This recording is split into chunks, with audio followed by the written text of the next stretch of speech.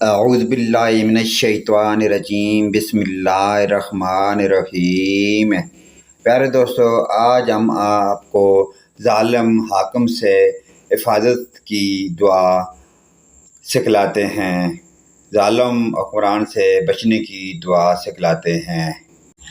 حضرت ابن مسعود رضی اللہ تعالی عنہ سے روایت ہے کہ رسول اللہ صلی اللہ علیہ وآلہ وسلم نے فرمایا، جب تم میں سے کسی کو حاکم وقت کے ظلم کا خطرہ ہو تو اس کو چاہیے کہ یہ دعا پڑھے: اللہم رب السماوات السبع ورب العرش العظیم کن لی جارم من الشر فلان ابن فلان وشر الجن والانس واتباعہم ان یفرطا علی احد منہم او ان یطغى علی جارک وجل ثناؤک ولا الہ غیرک۔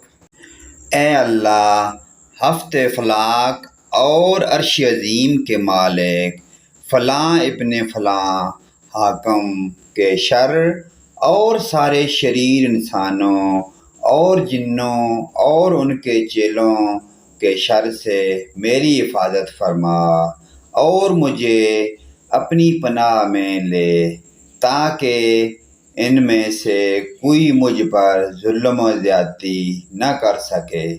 جو تیری پناہ میں ہے باعزت ہے، تیری ثنا و صفت باعظمت ہے، تیرے سوا کوئی معبود نہیں، صرف تو ہی معبود برحق ہے۔